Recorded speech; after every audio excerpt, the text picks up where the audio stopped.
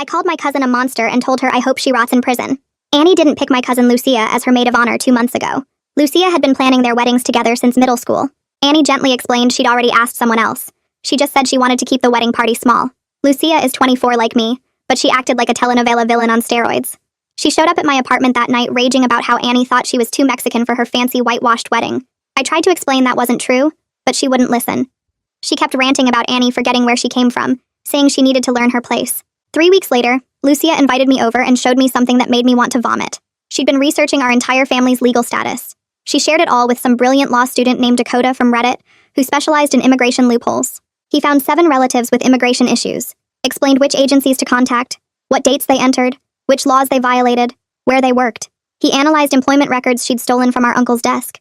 These detailed breakdowns of how to report each person to ICE effectively. He even identified which detention centers they'd likely go to. Lucia was documenting everything. She had everyone's information organized in a folder on her laptop labeled Wedding Fireworks. I asked Lucia what the hell she was planning. She got this sick gleam in her eyes and laid it all out. Annie's wedding was in 3 weeks. Her mom had booked that beautiful ballroom downtown and invited both families. She was trying to unite everyone since Annie's father had passed. Lucia was going to plant small bags of substances in relatives' belongings during the ceremony. She was going to slip them into 7 different purses and jacket pockets. Everything. Abuela's heart medication switched with look-alike pills. A bag of white powder in Tio Miguel's coat pocket. Pills in her DACA cousin's purse. Fake prescriptions in multiple cars in the parking lot. She even bought identical copies of their actual bags to practice the switch. I told Lucia this was insane. People would go to prison. She just shrugged and said that was the point. She said maybe next time Annie wouldn't act like she was better than her own blood. Then she said something that made me physically shake. She said after everyone got arrested and deported, maybe Annie would finally understand what it felt like to lose everyone. And if she was lucky, the trauma might make her miscarry the baby she just announced. That night, I threw up twice. I kept thinking about Annie, how she taught me to drive when no one else would, how she always brought extra lunch to school when she knew I didn't have money, how happy she'd looked lately. Probably because she was finally having the fairy tale wedding after losing her dad. A week passed and I watched Annie at the venue walk through. She was glowing, more excited than I'd ever seen her. She actually asked about Lucia to the wedding planner. She made sure to accommodate everyone's dietary restrictions, including Lucia's. This whole production was the only joy she'd had since her father's death, and Lucia was going to turn it into an ICE raid. I couldn't stand by and watch. 5 days before the wedding, I did something that would definitely ruin my relationship with Lucia. I created a fake email account. I messaged Annie saying I was a concerned venue employee who'd overheard something terrifying. I told her someone was planning to plant drugs on her family members and call both ICE and the police during her wedding. Annie didn't want to believe it at first. She replied saying it had to be a sick prank or someone trying to extort money. So I did something that still makes me feel sick. I sent her photos I'd taken of Lucia's laptop screen. Screenshots showing the detailed spreadsheets with everyone's status and where she'd hidden the substances. Annie canceled the original venue within hours. She didn't attend her own bachelorette party. The wedding still happened, but at an undisclosed location. Her mom told everyone they'd had a plumbing issue at the venue. Lucia was furious. She kept texting, asking for the new address right until the ceremony time. That evening, Lucia called me hysterical. She'd pieced together that someone had warned Annie and knew it was me. She demanded to know if I was the one who destroyed her plan. I said yes. She screamed that I was a pathetic traitor who chose some uppity slut over my own blood. I didn't recognize the person screaming at me. I told her she was a sociopath who almost destroyed 7 innocent lives because she didn't get to wear a pink dress. I said she was an evil, vindictive witch who should be locked in a psychiatric ward. I didn't know it at the time, but my comments had stung Annie, and she wanted me to be her next target. I sat in my apartment the whole next day just staring at my phone and waiting for something bad to happen. My hands kept shaking every time I thought about calling Lucia those terrible names, even though she deserved every word. The wedding had happened somewhere safe, but now both Lucia and Annie were mad at me for different reasons I didn't even understand yet. I kept replaying that phone call where I admitted warning Annie, and the way Lucia's voice changed from angry to something darker. My stomach felt like it had a rock in it. Around 7 that evening, I grabbed my laptop and started backing up every screenshot I'd taken of Lucia's plans. I uploaded them to 3 different cloud accounts and copied everything to a flash drive I hid in my kitchen drawer behind the silverware. Annie's close call taught me that evidence matters when family goes crazy on you. I made folders with dates and times for everything, including the photos of her laptop screen showing the immigration research. My fingers moved fast across the keyboard, saving multiple copies of the spreadsheets with our relatives' information. I even saved the screenshots showing Dakota's Reddit posts about how to report people to ICE. The next morning, my phone buzzed with a text from Annie that just said, "Thanks for being there," with no emoji or anything else. The message felt cold and weird compared to how grateful someone should be when you saved their whole wedding from turning into an ICE raid. Something about it made my skin crawl, and I wondered what she thought I did or didn't do. I typed back asking if she was okay, but she didn't respond for hours. That afternoon, I was eating leftover rice when my phone started blowing up with messages from different relatives. Lucia had posted in our family WhatsApp group saying, "Blood traitors show their true colors," with a snake emoji. Within minutes, 5 different aunts and uncles were forwarding me the message asking what happened between us. My cousin Maria asked if this was about the wedding, and two other relatives started arguing in the chat about family loyalty. I turned off my phone notifications, but the damage was already spreading through our whole family network. That night around 10, I heard footsteps in my apartment hallway, which wasn't unusual, but they stopped right outside my door. A few seconds later, I heard paper sliding under the door, and more footsteps walking away fast. The folded piece of notebook paper just had 5 words written in black marker that said, "You don't deserve family," with nothing else. My stomach dropped because only family members knew exactly which apartment was mine since the numbers outside were faded. I picked up the note with shaking hands and took a photo of it before putting it in a plastic bag. The next morning, I was checking work emails when an anonymous complaint popped up claiming I was drunk and disruptive at a recent family wedding. The email went to my boss and the whole HR department saying I'd been stumbling around bothering guests and making a scene. My boss called me into his office within an hour wanting to discuss the complaint immediately. I explained there was family drama happening and someone was trying to mess with my job, but he still had to document everything officially. The meeting took 40 minutes, and I felt my professional life getting dragged into Lucia's revenge plan. During my lunch break, I sat in the break room making a detailed list of everything that happened with timestamps. The note under my door at 10:17 p.m. and the work complaint at 8:23 a.m. and screenshots of Lucia's WhatsApp post at 2:45 p.m. My coworker Parker Platt saw me stressed and typing frantically on my phone and asked if everything was okay. When I explained someone was harassing me, he immediately offered to help me save everything properly with special software. Parker spent 20 minutes showing me how to preserve metadata and create backups that would hold up as evidence if needed. He even helped me organize everything in a secure folder with proper documentation. That afternoon, I walked to the police station with all my printed evidence in a manila folder.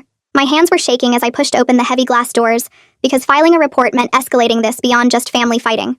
The officer at the front desk directed me to a small room where I waited for someone to take my statement. Officer Malik Booth came in after 15 minutes and listened to my whole story without interrupting once.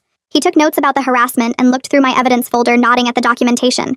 Malik suggested I keep documenting any contact, but avoid Lucia completely for my own safety. He seemed to really understand family harassment cases and explained how these situations usually escalate before getting better. Before I left, he wrote his direct number on his business card and told me to call if anything else happened.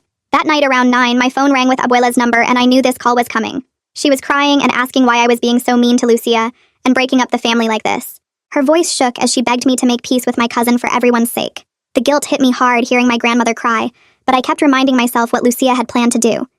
She was going to destroy 7 innocent relatives' lives, including Abuela's own children, just for revenge. I tried explaining, but Abuela just kept saying, "Family doesn't do this to each other, and we need to fix it." The call lasted 20 minutes and left me feeling completely alone, even though I'd done the right thing. The next morning, I woke up with this heavy feeling that Annie deserved to know I was the one who warned her about the wedding sabotage.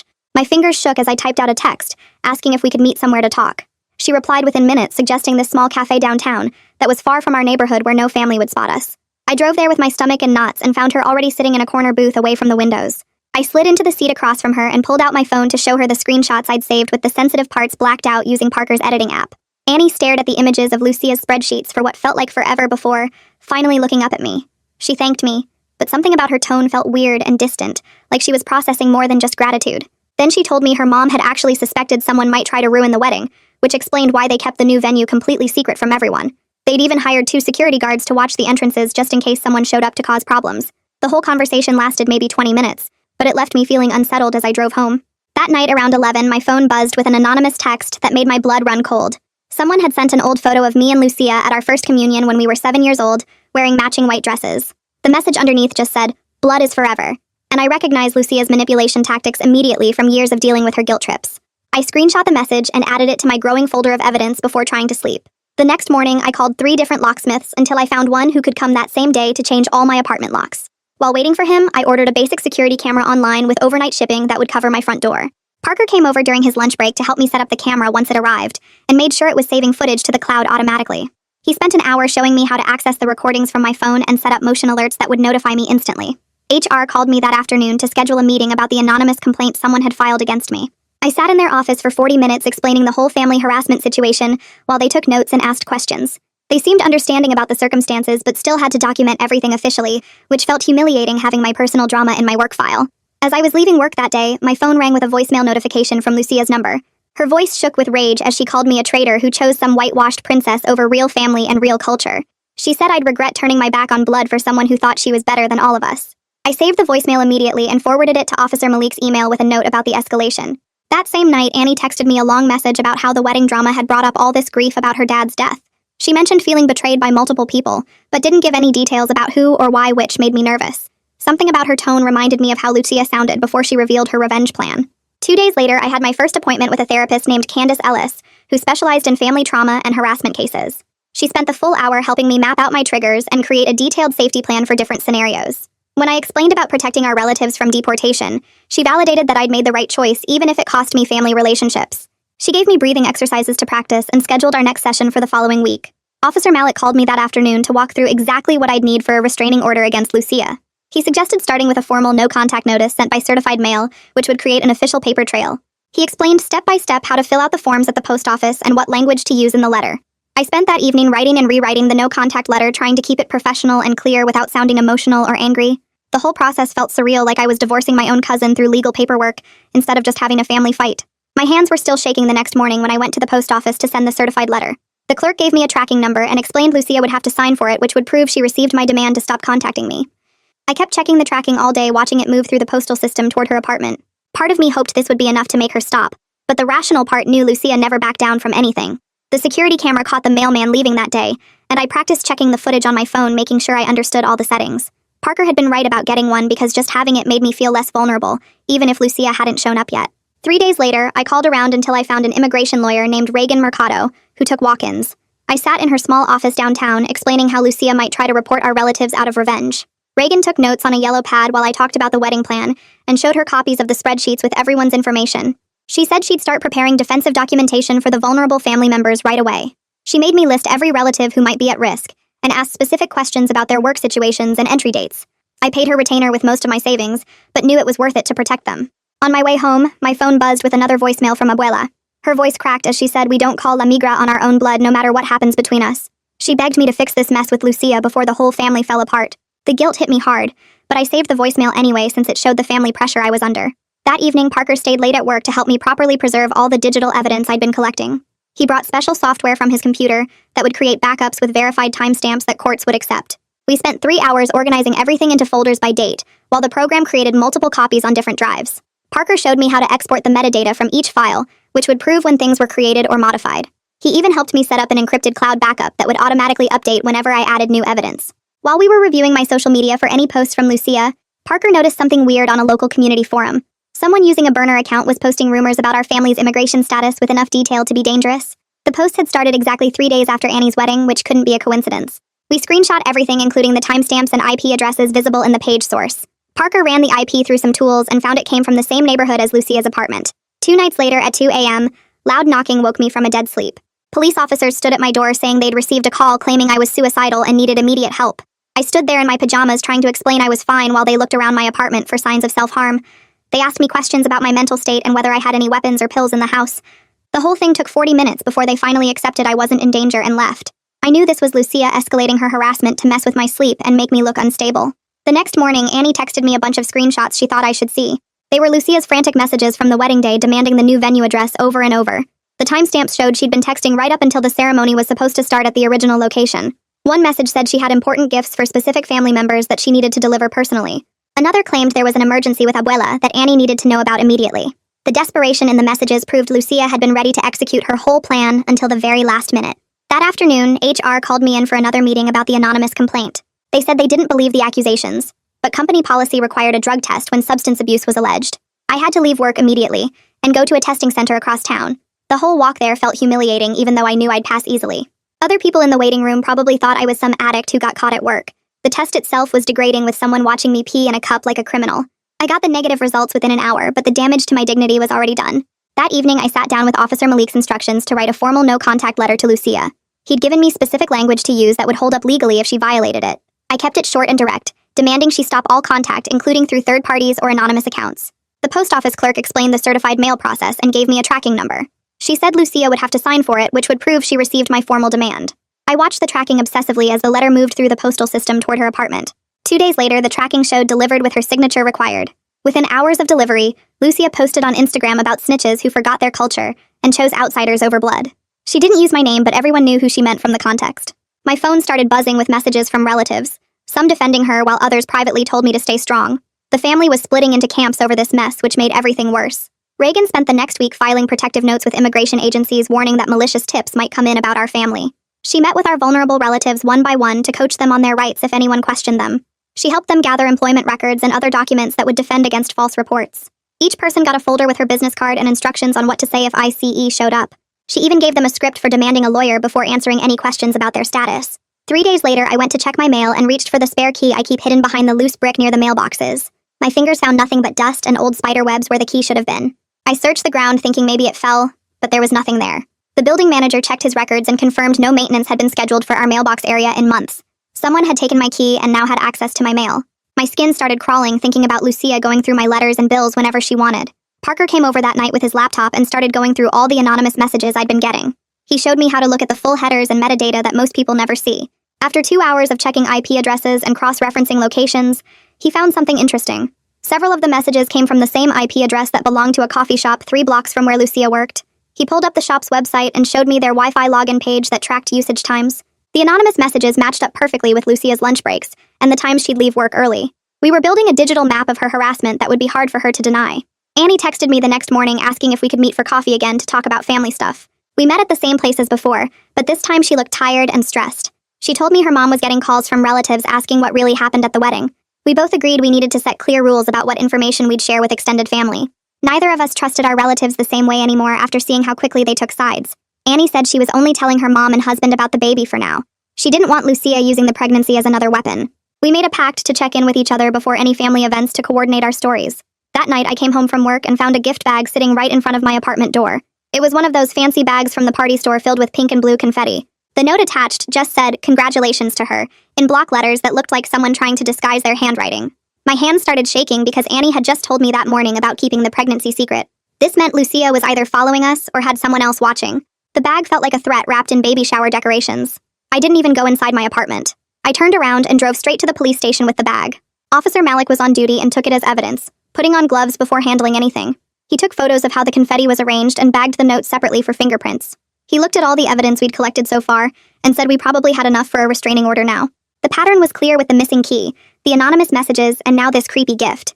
He helped me fill out the paperwork right there at the station. 2 nights later was my cousin Maria's birthday dinner at my aunt's house. I didn't want to go, but knew skipping would cause more drama. The moment I walked in, I could feel the tension in the room. Half the family was giving me cold looks, while others wouldn't make eye contact at all. During dinner, my uncle started talking about how families should stick together no matter what. My aunt jumped in, saying some people forgot where they came from.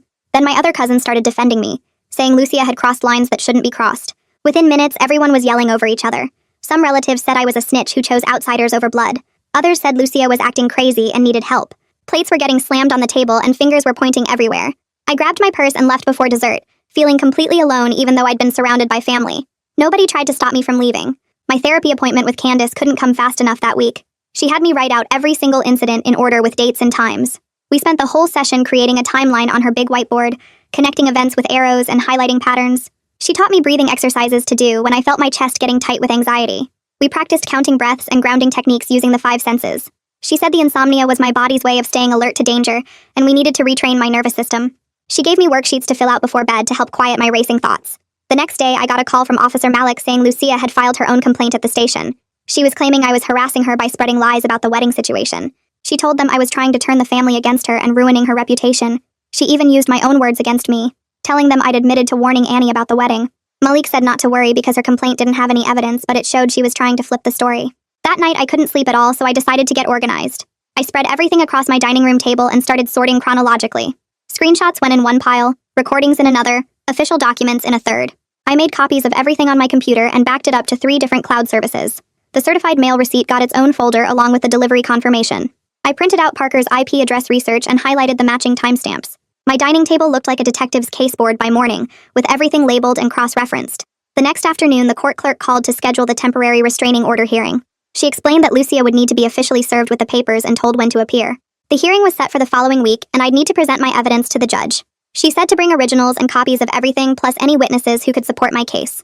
The legal system was finally taking this seriously, but it also meant I'd have to be in the same room as Lucia soon. 3 days before the hearing, I opened my laptop to check emails and found a new message from another burner account with the subject line, "Your secret's out." The email said they had proof of my affair with Annie based on our coffee shop meetings and would send everything to her husband unless I dropped the restraining order. My hands shook as I read the lies about how we'd been meeting secretly and how I was trying to break up her marriage. The sender claimed to have photos of us together at the cafe looking too close, and said Annie's husband deserved to know what kind of person she really was. I wanted to throw my laptop across the room, but instead took screenshots of everything including the full email headers. Parker helped me trace the IP address, which came from the same cafe near Lucia's work, just like the others. I forwarded everything to Officer Malik and then called Annie to warn her about the new threat. She told me not to worry because her husband already knew about our meetings and the whole situation with Lucia. That afternoon, my phone rang, and Annie's mom was on the other end asking if we could talk. She said Annie had told her everything about the wedding plan and the harassment I was dealing with now.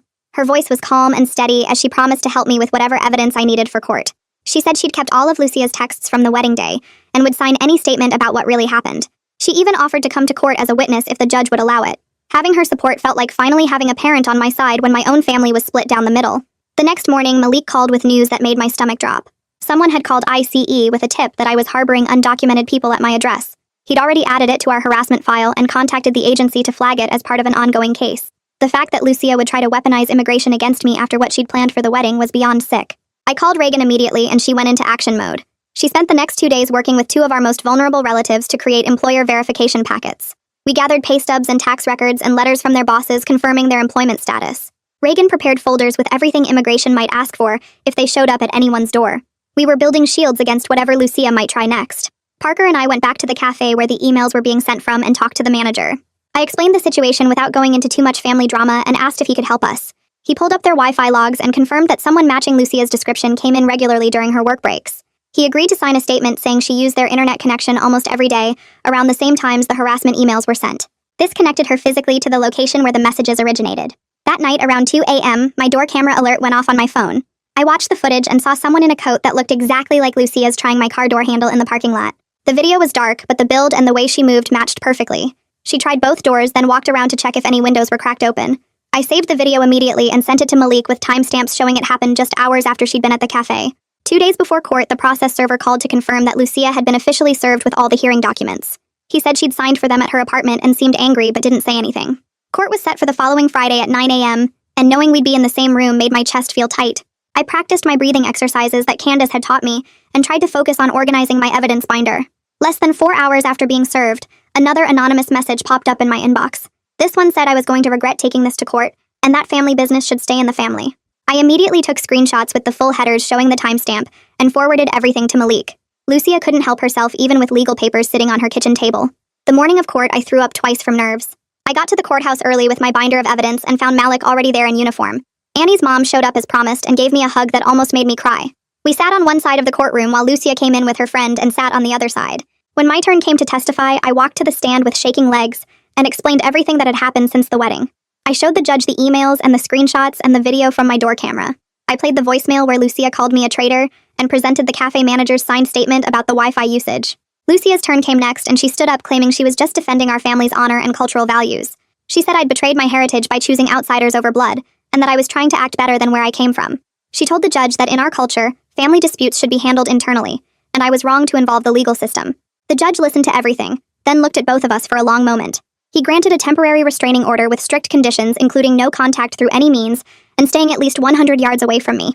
He warned us both that any violation would result in immediate arrest and set another hearing for a permanent order in 30 days. Lucia's face went bright red, but she stayed silent as the judge read out all the restrictions. The bailiff opened the door, and we all filed out into the hallway, where Lucia stood frozen by the water fountain just staring at me with this look that made my skin crawl. Her friend grabbed her arm trying to pull her toward the exit, but Lucia wouldn't move and kept her eyes locked on mine like she was trying to burn holes through my skull. Annie stepped between us and quietly told me I should really think about getting better locks, and maybe some cameras because that look on Lucia's face promised this whole thing was far from over. We left through a different exit, and I spent the rest of the day looking over my shoulder every 5 seconds. 3 days later, my boss called me into her office about another anonymous complaint that claimed I'd been stealing office supplies and using company time for personal business. She showed me the email and said HR had already looked into it and found zero evidence, so they were closing it immediately, but wanted me to know someone was clearly trying to mess with my job. The next Friday, I went to our usual work happy hour at the bar down the street and spotted Lucia standing near our group by the coat rack where everyone had hung their jackets. She was pretending to text on her phone but kept glancing at my coat and moving closer to where my coworkers were sitting. I stepped outside and called the police right away, instead of going over there and making a scene. Malik showed up within 20 minutes and found Lucia still hanging around even though she didn't work anywhere near our building. He wrote up a report for violating the restraining order while she kept insisting she had no idea I was there, and it was just coincidence she happened to be at the same bar.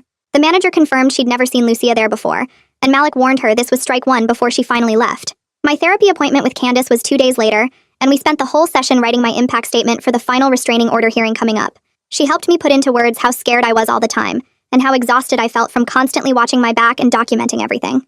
We wrote about the work complaints and the late-night door checking and how I couldn't sleep without checking my locks 3 times. Candace made sure every sentence showed the judge exactly what this harassment was doing to my mental health and daily life. That same week, Reagan called with good news that she'd helped our family members get official employment verification letters and documentation ready, in case any false reports came in. She said the immigration rumors online were dying down and everyone was prepared with lawyers' numbers and knew their rights if anyone showed up asking questions. Her work was keeping everyone safe from whatever revenge Lucia might try next. Annie invited me to dinner at her mom's house where we spent 3 hours planning security for her upcoming baby shower. We made a guest list with photos of who was allowed in and hired an off-duty cop to check names at the door. Annie's mom bought those little GPS trackers to hide in the gift bags in case anyone tried to follow us home afterward. We picked a venue with only one entrance and made backup plans for if Lucia somehow found out the location. The final restraining order hearing came 4 weeks later, and this time I brought a thick folder of evidence. The cafe manager came to testify about Lucia using their Wi-Fi during the exact times those anonymous messages were sent. I showed the judge printed screenshots from my door camera of someone in Lucia's exact coat trying my car doors at 2 a.m. The judge looked through everything, including the police reports from the bar incident and the false workplace complaints, and the timeline Candace helped me create. Lucia tried to argue she was persecuted for defending family values, but the judge wasn't having any of it. He granted a 1-year restraining order with strict stay-away provisions and no contact through any method, including third parties. The relief hit me so hard I almost cried right there in the courtroom, but I knew a piece of paper only does so much when someone is determined to make your life hell. Parker came over that weekend to help me lock down every single social media account I had. We went through Facebook and Instagram and even old MySpace pages I forgot existed to remove any personal information someone could use against me. He showed me how to make everything private and remove location tags from old photos and delete any posts that mentioned where I worked or lived. We even found an old LinkedIn with my full work history and took that down too. Parker set up Google alerts for my name and helped me remove myself from those creepy people search websites that list your address and phone number. We spent 6 hours building digital walls around my life to make it harder for anyone to track me or find new ways to harass me. 2 days later, HR called me into their office with a thick folder on the desk between us. The manager pushed it aside and told me they were closing my file permanently with a note about the malicious nature of the complaints. She said they'd seen this pattern before with family harassment cases and wanted me to know my job was safe. I thanked her and left feeling like at least one part of my life was protected from Lucia's attacks. That night, I sat at my kitchen table typing out a message to our extended family on WhatsApp. I kept it simple and direct, explaining that due to legal issues I couldn't have any contact with Lucia and asking them to respect this boundary. Within an hour, most of them responded with heart emojis or messages saying they understood. My phone buzzed the next morning with a text from Annie that made me actually smile for the first time in weeks. She'd sent an ultrasound photo showing the baby's profile and wrote that she wanted to share this moment with her real family. We texted back and forth about baby names and nursery colors, and for once we weren't talking about restraining orders or harassment. Parker showed me something interesting on Reddit that afternoon while we were eating lunch at our desks. The law student Dakota, who'd helped Lucia research our family, was under review by his school after moderators flagged his posts about helping someone plan crimes. The thread had hundreds of comments from other law students saying he'd be lucky not to get expelled. Justice was coming from unexpected places, and I screenshot everything to add to my evidence folder just in case. My mom called that weekend with family gossip that Lucia had started court-ordered counseling as part of some deal with the prosecutor. She said Lucia hadn't contacted anyone in the family for 3 weeks, and everyone was noticing the sudden silence. The quiet felt strange after months of constant messages and threats, but I wasn't complaining. I met with Reagan at her office where she showed me the contingency plans she'd helped our at-risk relatives create. Each person had employer verification letters and documentation packets ready in case any false reports came in. She'd taught them their rights and given everyone wallet cards with her number, and what to say if immigration officers showed up. Our family wasn't living in fear anymore, because we were prepared for whatever might come. That night, I actually slept through the entire night without waking up to check my locks or door camera. I'd taped the restraining order to the inside of my front door where I could see it every time I left, a reminder that the law was on my side now. Candace and I kept meeting weekly to work through the anxiety that still hit me at random moments. She taught me breathing exercises for when I'd see someone who looked like Lucia from behind, or when unknown numbers called my phone. The hypervigilance was slowly fading, but she said it would take time for my nervous system to realize the danger had passed. Annie and I made plans to meet up the following week with clear boundaries we'd both agreed on. We'd meet at a public restaurant during lunch, keep it to an hour, and focus on normal cousin stuff instead of rehashing the wedding drama. She wanted to show me the nursery furniture she'd picked out, and I wanted to give her the baby blanket I'd been knitting during all those sleepless nights. We weren't trying to pretend everything was perfect, but we were choosing to move forward instead of staying stuck in the fear and anger. Our family would never be the same after everything that happened, but at least we were safer now. The vulnerable relatives had protection plans.